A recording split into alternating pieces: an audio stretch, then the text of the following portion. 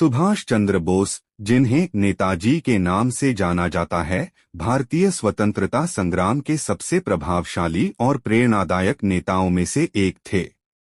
उनकी कहानी साहस, बलिदान और संघर्ष से भरी हुई है।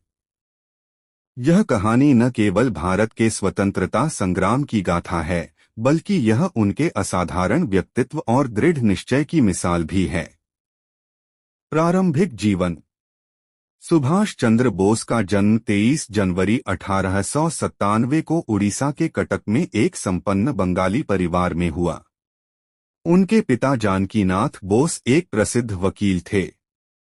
बचपन से ही सुभाष में नेतृत्व और अनुशासन की झलक देखी जा सकती थी। उन्होंने अपनी प्रारंभिक शिक्षा कटक के रेवेंशॉ कॉलेजिएट स्कूल से प्राप्त की और फिर आगे की पढ़ाई के लिए कलकत्ता गए।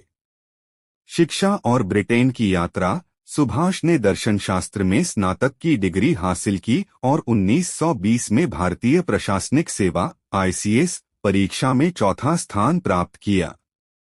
हालांकि उन्होंने ब्रिटिश सरकार की सेवा करने से इनकार कर दिया, क्योंकि वह भारत की दास्ता से व्यथित थे। उनकी यह आत्मत्याग भावना उनके राष्ट्रीय प्रेम को दर्शाती है। भारतीय स्वतंत्रता संग्राम में भूमिका। सुभाष चंद्र बोस ने 1921 में महात्मा गांधी के नेतृत्व में भारतीय राष्ट्रीय कांग्रेस से जुड़कर स्वतंत्रता आंदोलन की शुरुआत की। हालांकि उनकी विचारधारा गांधीजी से अलग थी। जहां गांधीजी अहिंसा में विश्वास करते थे, वहीं सुभाष का मानना था कि स्वतंत्रता के लिए सशस्त्र संघर्ष आवश्यक है। 1938 और 1939 में सुभाष भारतीय राष्ट्रीय कांग्रेस के अध्यक्ष चुने गए, लेकिन गांधीजी और अन्य नेताओं के साथ वैचारिक मतभेद के कारण उन्होंने इस्तीफा दे दिया और अपनी पार्टी फॉरवर्ड ब्लॉक का गठन किया।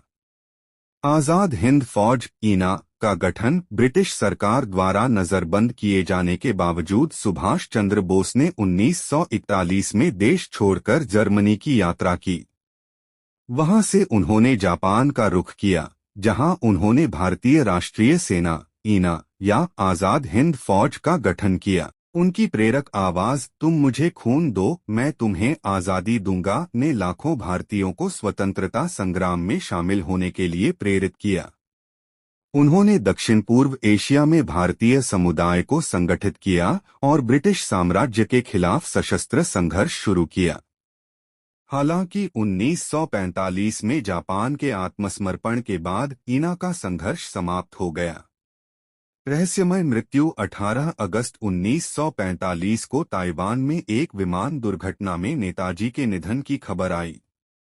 हालांकि उनकी मृत्यु एक रहस्य बनी रही और इस पर कई विवाद और अटकलें लगाई जाती रहीं।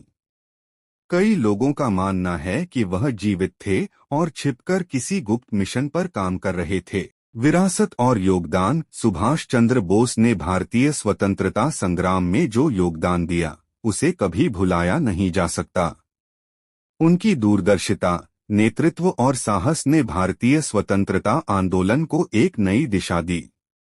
उनकी बनाई आजाद हिंद फौज ने भारतीयों के दिलों में आजादी की लौ को और प्रज्वलित किया। सुभाष चंद्र बोस का जीवन न केवल एक योद्धा की कहानी है, बल्कि यह प्रेरणा का स्रोत भी है।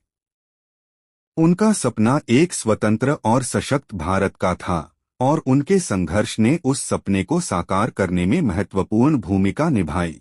यदि हमारी जानकारी अच्छी लगी हो तो हमारे चैनल न्यूज अलर्ट जॉन को लाइक, शेयर, सब्सक्राइब भी जरूर करें, क्योंकि इसी तरह का खबरें हमारे चैनल पर प्रसारित की जाती है। वीडियो देखने के लिए आपको बहुत बहुत धन्यवाद।